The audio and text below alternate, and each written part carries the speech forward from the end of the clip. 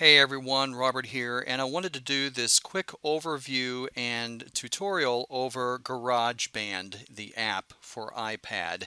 And I'm going to give you a general overview of what this whole thing is about because this app is so monstrous with all of the capabilities that it has. I'm not going to be able to cover everything in this tutorial, but at the end of this you'll have a very good idea of the different areas of this app, what you can do with regard to effects, choosing instruments, creating a song, saving a song, all these different things. So here we go. Now, I have several songs already loaded on here, but whenever you download it from the Apple Marketplace, you're not going to see any of these songs here. You're going to see a blank screen with select up in the upper right hand corner and a plus sign in the upper left hand corner. Now, what you're going to want to do is click on the or tap on the plus sign, and that's going to set you up a new song. Now you can do create a new song, which is starting off from scratch, or you can download from your iCloud drive if you have that set up and you have storage set up. Now before we get involved, if you'll see these three songs down at the very bottom, you'll see in the upper right hand corner, you'll see like a little green triangle with a down arrow key. These are songs that have been uploaded to my cloud drive. The rest of the five are on my iPad locally. Now, I'm going to go ahead and tap on this, and we are going to create a new song. Now, whenever you start off, it is going to give you a list of what instruments you want to start off with. You can go with a string section, you can record your voice, you have an effects, or you can plug in like a guitar or anything to it. You have drums, you have your keyboard, and you have external instruments. Any sound effect modules or things that you've got on the iPad, you can incorporate them into your GarageBand stuff. Let's go ahead and start off with the guitar. Now, if you'll notice on the guitar, you have four little icons at the very bottom. You have a smart guitar, you have notes, you have scales, and then you have more sounds. Let's go ahead and start with the smart guitar, and I'll show you how that goes about. So we tap on that, and what you see here are basically three different sections. The very top section allows you to get into your tracks, your settings for the particular track on the left hand side. You also have a My Songs on the left hand corner, which will take you back to the very start screen if we tap on it. Okay, so let's go ahead and get back into that. Of course, I haven't done anything, so it has nothing to save. Now, you have My Songs, you have these three icons that allows you to get into your track settings. If we tap on the first icon, it gets us back into the instrument portion of it. I'm going to go back to My Songs. Let's get back into this. Okay. Now you also have in the middle icon here, you have something that will give you just the track section. It won't give you the instruments. But what this essentially will do is it will layer on track after track after track. You'll eventually see a guitar, you may have a drum track, you may have a bass track or strings or a microphone, but that's what it is. When you're in the setting, you'll see that there is a small guitar with a gear up there. If you go ahead and tap on that, that will bring the guitar back into place. And you also have a settings for that particular track. You have your track volume and your pan. You can also mute the track. You have a compressor that can be on there. You can affect the treble and the bass of your track. You can also affect your echo and reverb. And each one of these will work for each track, meaning that if you have a guitar track and you have a bass track, you can set the levels for each one of these and you won't have to worry about anything else. But let's go ahead and get out of here. Now, the controls up at the very top and the middle are pretty self-explanatory. You have a play, a reverse, and you have a record button, and the slider is like your master volume. And as you can see, off to the right of those controllers, you have what is a metronome. If it is highlighted blue, it means that the metronome will play. If it's taken off, if you tap on it, it will take off and it won't give you a count in or counting throughout the entire song. Now in the upper right hand corner, you'll see a loop, looks like a swirl. And what this does is it gives you the option of being able to add what are called Apple loops into the mix. And what you can do is you can tap and drag these to your particular tracks. Now we'll get into that just a little bit later. If you click on the gear icon, you have the metronome count in option. You can have count in and visual count in enabled or disabled. If you tap on any of these things, it will allow or disallow that to happen. You have a wood block. You can choose a click track or a hi-hat, rim shot, or no sound whatsoever. You also have the metronome level for which you can set, and that's of course on the metronome settings. On the tempo, you can either tap your tempo, 1, 2, 3, 4. It'll want the tempo that you tap or that you have in mind for the song, it will automatically feel it out once you have that going. But we're going to put this back up to, let's put it back up to 110 where it was. And then tap on settings to get you back to the main menu. You also have a time signature, 4, 4, 3, 4, and 6, 8, which are the usual time signatures for most of your popular music. You also have your key signatures. You have all of your major and minor keys for which you can set.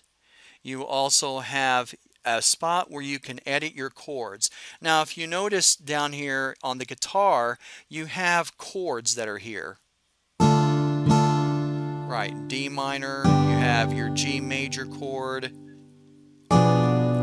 diminished chord. Now what you do is if you want to edit these chords or completely eliminate them, you can go in and do your edit chords function that's right here. Now fade out, if it is enabled, it will fade out the last few seconds of your song. And this is cool, you have a notepad. So if you wanted to add notes to your particular song that you're working on, this will work across all of the tracks that you have. And then you have an advanced tab. The advanced tab, probably if you're just starting off, you're not going to be getting too much involved with it. But within the advanced tab, of course, you have all the descriptors for the tabs that you're working on. And then, of course, you have your help function. And it allows you to be able to go through and search out what is going on within it. It gives you a pretty exhaustive resource for help. And then of course you have the help that is in the far right corner. If you tap on that, it's going to show you everything that is needed to be understood within the screen that you're looking at. So let's go ahead and get started. Let's go ahead and let's play around with some of these chords. So if we tap on the recorder, it is going to give me a 4 count lead in with the wood block. And since I have the little metronome enabled, as you see up here, it's enabled because it's blue. If I have that enabled, it's going to play the wood block all the way through on this. Okay, so let's work with the acoustic guitar and let's just add a simple chord progression that will last for the 8 measures. Tap on that.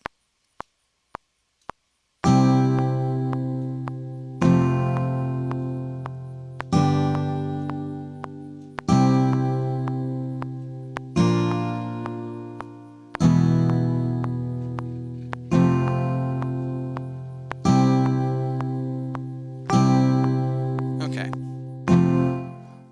Now, the one thing I will say, because I'm doing the screencast now, there is a bit of a lag.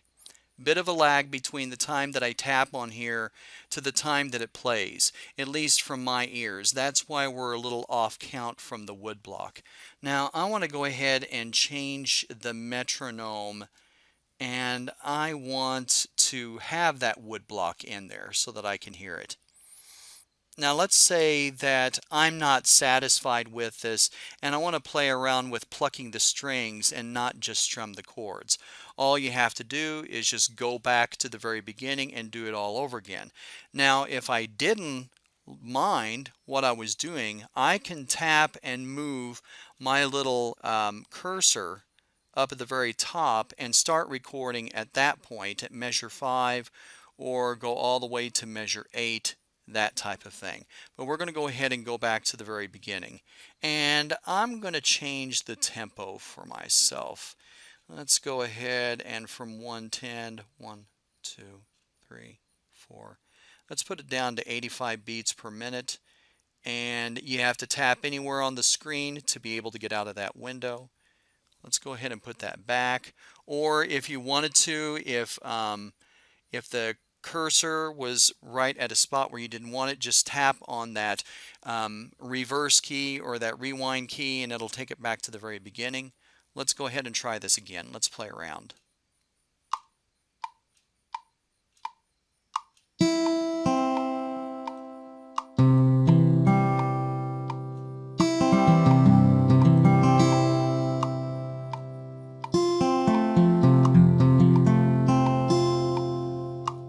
Okay. And let's go ahead and stop. Now as you can see, the stuff that happened from measure 11 or measure 7 is still there. So let's go ahead and hear this out of tempo stuff.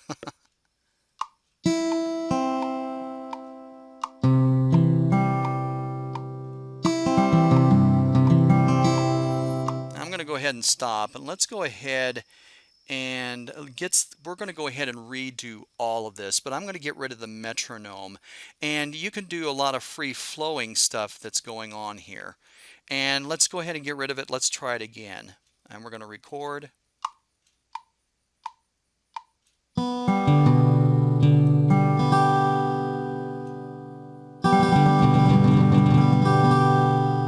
And all I'm doing is strumming my fingers across the strings, plucking each string.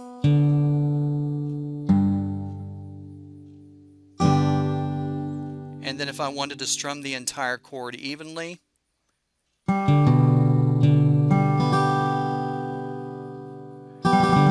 it helps to have the metronome off because you can have a little bit of a free-flowing improvised type of thing. Now to be able to do this, as I was stating before, if I tap on a string, you can see it vibrate, and I'm just tapping my finger on each one of these. Now I can strum them.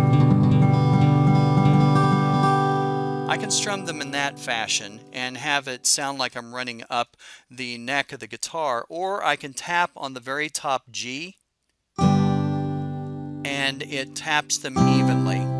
Okay? But let's say that I wanted to go ahead and do some patterns. GarageBand, depending upon the instrument that you choose, as well as the type of instrument that you choose, it has built-in patterns that are there. And the patterns can be found out on the guitar portion. If you see the autoplay knob, right now it is off. But if I switch it to 1, the option of being able to strum the strings is gone. Now what I have to do to be able to activate this is tap the G or tap the chords at the very top. And I'll go ahead and do that and let you listen to what each one of these patterns sound like.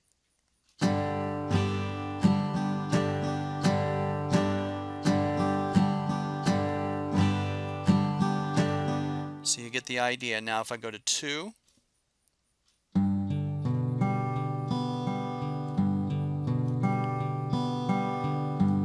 okay, here's what 3 sounds like. And you can move it mid-recording or mid-playing.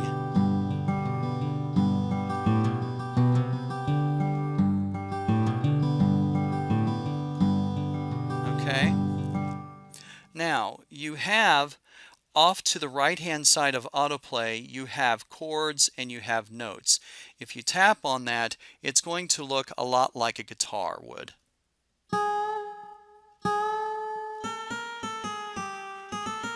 And all I'm doing is sliding my finger up the E string here.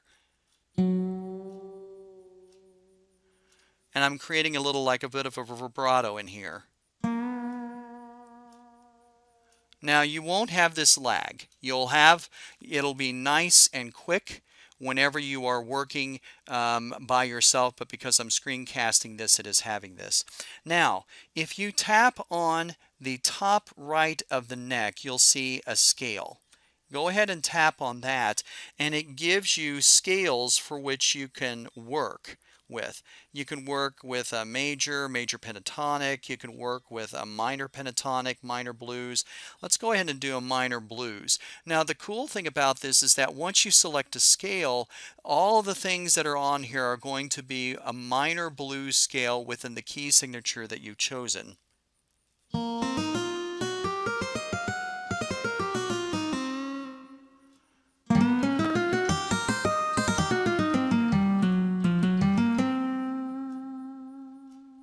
You can sort of get the idea of what you can do, and each one of these are available for each of these tracks. I'm going to go ahead and put this back to where it was. Now, this is the acoustic guitar section of the guitar instruments that you have, but you can also get into different styles. You have acoustic, you have a classic clean guitar, you have a hard rock guitar, or a roots rock. Let's go ahead and go with a roots rock sound.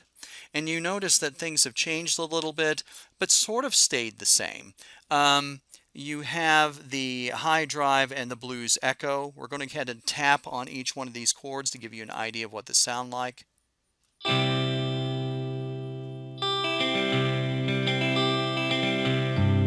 Now if I hit on the blues echo, yeah, and you can also tap on the high drive treble boost. And you can also have them both going on at the same time. So you have a little bit of option there. Now, as you see on the autoplay, if we remember the patterns that were there in the acoustic, the patterns are going to be slightly different within the roots rock guitar. Let me demonstrate.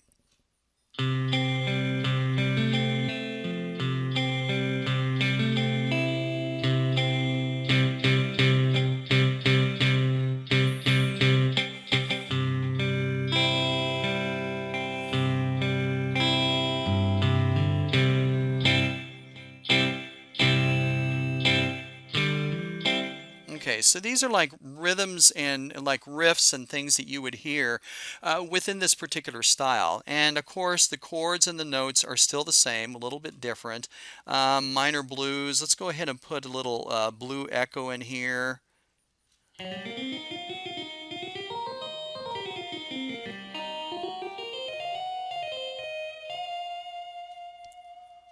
So you get an idea of what is there. Let's go ahead and go back to the beginning and let's go back to here, and we're going to re-record this whole track with a pattern, and we're just going to leave it on C. And let's go ahead and add the metronome.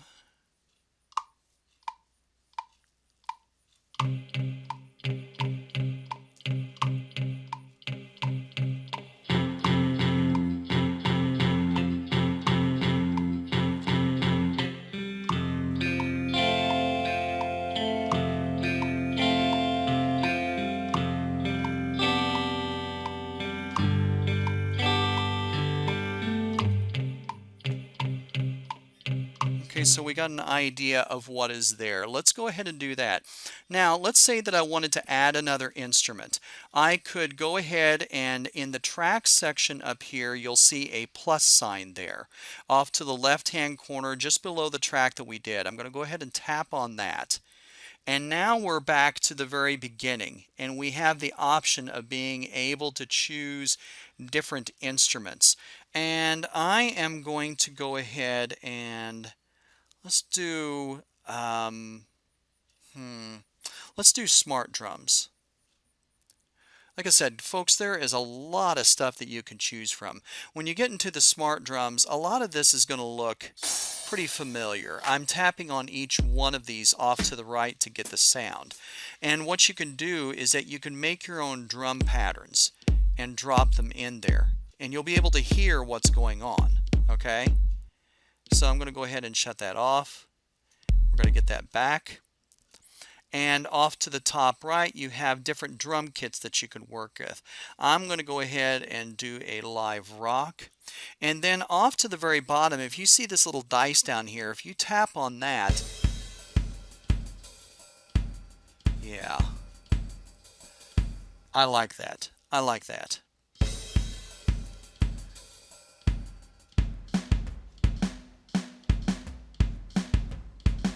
Okay, now to get this smart drums thing going, all you have to do is we're going to go ahead and click on the dice. Yeah, I don't like that. No, I like that. Now all you have to do is just hit the record at the very top.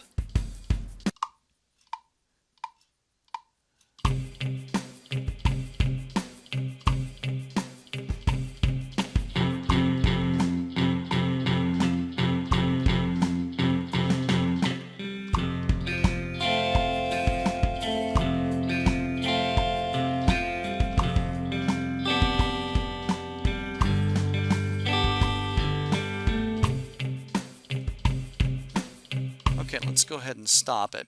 Now all I was doing in between there is, if you notice, I was tapping on the dice and I was changing up the feel for each one of these trap sets. Now this is just, oh my gosh, there's just so much with this app that you can do. And I'm going to go ahead and add another instrument, and you can do audio recorder, and this is the nice thing. You can record an instrument directly into this if you have the right connections, or you can do a mic. Now, using the built-in mic on your iPad is going to be really cruddy. I would suggest, if you're really going to get into this and you're wanting to do song recordings of this with you or with other groups, getting into a nice priced mic. Blue Yeti has a mic for around $200 that you can get. I'll put the link to that in description, and you can go ahead and price one of those. You have strings that are here, which gets into an orchestra type of thing.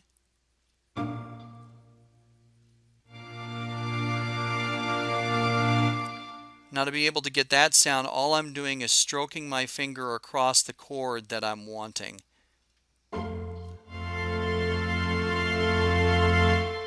So if I tap on the F, and if I tap anywhere in the sections within the F, it just inverts the chord. But if I move my finger up and down across the F, across that little section, this is what I get.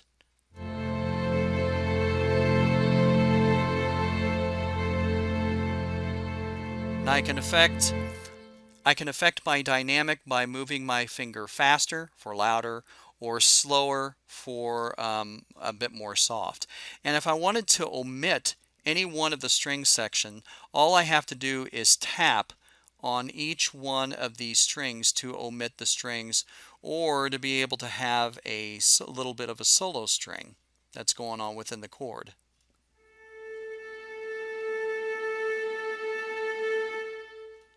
All right. But if we add all these back, it's going to add the whole thing. Now you can have different sections. You can have cinematic, modern, pop, and romantic, which gives you different string sounds, and it will also change the way that you do your autoplay.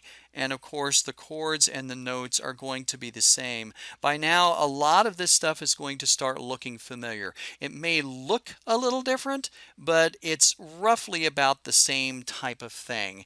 Now, let's say that I didn't want this string section in here. If you see on the track layer here, if you tap on your string section, you can go ahead and delete that entire track and then start all over again. So let's take a look at something that is within here.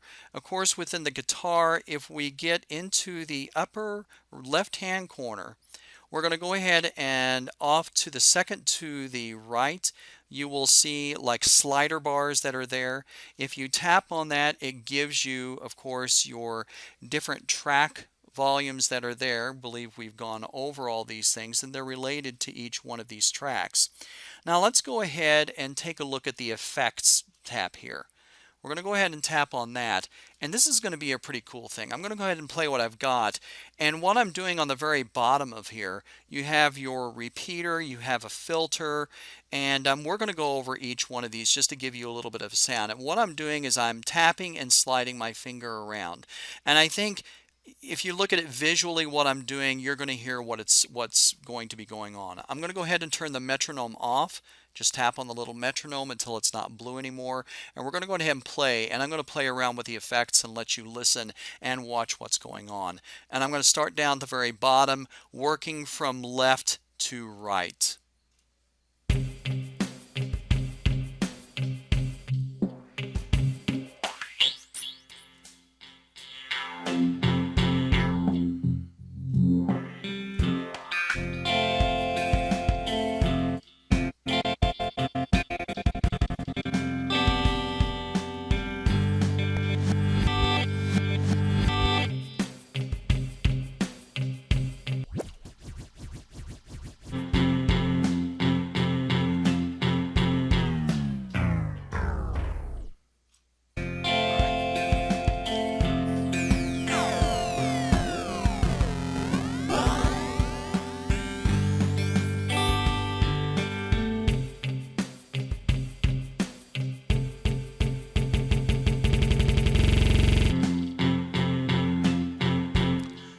Okay, so you got an idea of what's going on here.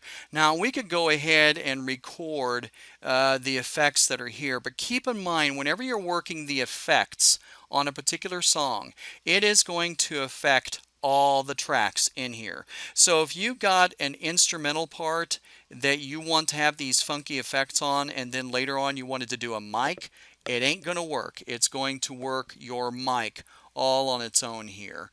And let's go ahead and do a recording. And we're going to play around with some of these effects. Let's go ahead and give our woodblock here and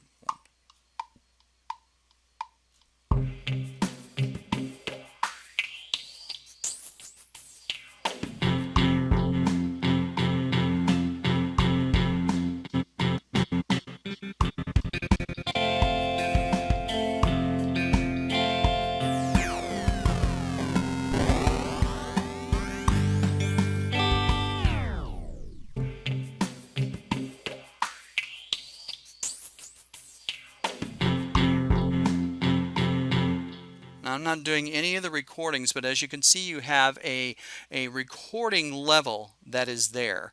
Now, if you didn't like it, you could go back and try to redo things. And if you just didn't like the effects to begin with, you could go ahead and just tap on it once and delete that effects track. Now, I want to go ahead and we are going to, if you tap on the third, you can see the instrumentation that is there, and I am switching between the different instruments by just tapping on it and leaving that up. If you'll notice up in the upper left hand corner where those four little buttons are, there's one button that allows you to get your instrument back, and it's the second one to the right. You'll notice that it changes to 3. Well, I want to go ahead and get rid of that and go back to the track. Now, let's go ahead and tap on the very far left button here, which is going to bring up our instruments. Now, we're going to get into, as if you didn't have enough with all of these different instruments you've got. This is within the app itself. You can get into live loops. And you can get into, basically it's like a drum machine that you can set up. And let's go ahead and tap on Electro Funk. This is going to be pretty cool. Now if you tap on each one of these, it's going to work within the tempo that it's there, but I want to show you what's going on. I'm going to tap on one of these. Take a listen.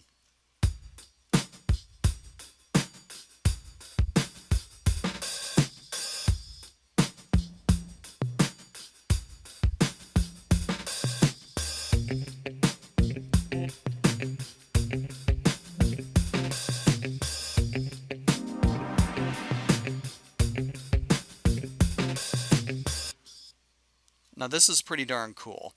Now what I'm doing is I'm tapping on each one of these, and I'm going to leave this up to you to kind of play around with all of this, but it gives you audio loops that you can work with, and you'd be able to create even new ones that within there. You can add instruments, or you can add a particular loop that's going on, but let's go ahead and add some recordings here.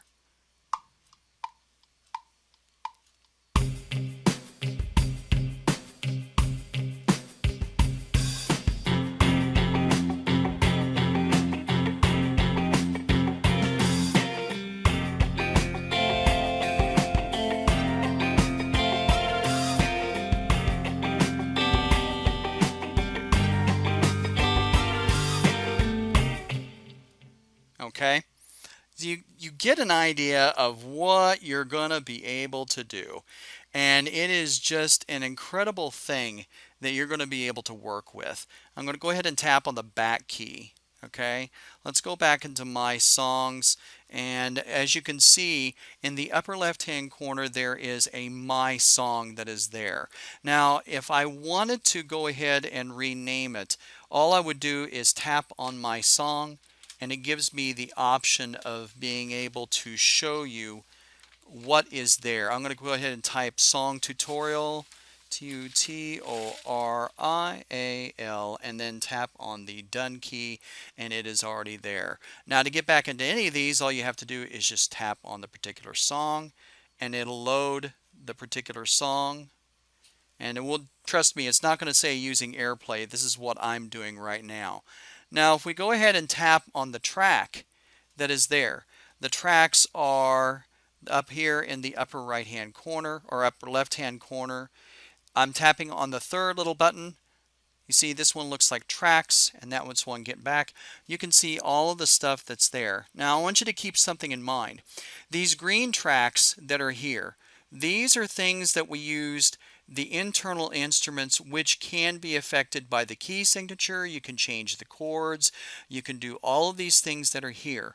But getting into this, getting into these live loops that are going on, they will not change key. They may change the tempo, but they will not change the key. Okay, now let's get into what we want to do whenever we're done. There's a lot of stuff, but I would suggest going to the Apple Store and downloading this thing and playing around with it. You're going to learn to be able to do a ton of different stuff. But let's say that we're done with all this. We're going to go ahead and save. Now, if I wanted to export this song, all I have to do in this menu is tap on the upper right hand corner where it reads select. We're going to go ahead and tap on that, and then tap on the song that you are wanting to do, and you'll notice it's highlighted, and you'll notice up in the upper left hand corner you have several options here. You have your basic menu option, for which we are usually all familiar with. You also have a copy option right next to it, which means that you can copy the song and make changes while still keeping the original. You can go ahead and delete the song, or you can upload it to your iCloud storage. I want to go ahead and send it off, and we're going to go ahead and save. I have a Dropbox account. I'm going to go ahead and do that. While you're here, you can choose your quality. You can choose the particular photo that you want to cover with that. You can change your artist, composer, or album. And I'm going to go ahead and leave it on high quality. I'm going to go ahead and click on share. And it'll take a little while to export the song. It's exporting everything that's there. And then if you have a Dropbox, and if you don't have Dropbox, I would highly suggest that you do. Go ahead and you need to get that set up. And once you have an account set up with Dropbox, it'll automatically show up here. I'm going to go ahead and select audio and click on save. And it's uploading the song. And depending upon how long it is, the effects, and all of that stuff, it may take a little bit more time. And then once you're done with that, you can go ahead and click on done. Now, depending upon your iPad that you've got, and depending upon the storage, you can save a lot of these songs on here, but keep in mind that if you are using a song with backup mics, a lot of built-in instrumentation, all of these different things, it's going to take up a lot of space. And the app itself is roughly, I believe it's over a gig to download. But I just wanted to show you this quick tutorial of a GarageBand, just to give you a brief overall view of what is it. This thing is great, especially if you're doing any content creation, if you're doing any type of video work like on YouTube or on Facebook, or if you're doing projects for school or for anything like that. This is a great way of creating music that will not get you in trouble with copyrights. For any like worship leaders that are out there, you can go ahead and get into creating stuff for choir, for your congregation. If you're a band, I mean, I know that GarageBand probably has a lot of bad vibes with a lot more of the musicians that are out there, but it's really not too bad, not too bad of a deal. You can incorporate your own instruments, and you can deal with a lot of effects that are already in here, and you just have access. You have a lot of access to lots of different things that you can do here, and this doesn't even cover even a tenth of it. If you have, like, let's go ahead and close out of here. If you have any other audio programs that are on here, for example, this particular little app is a synthesizer.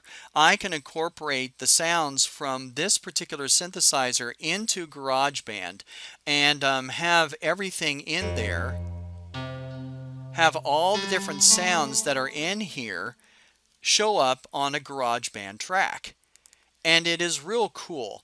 Anyway, this has been a quick little tutorial on GarageBand. I would highly suggest this app if you are into music and you wanted to do something with it. So, with that being said, have a good day.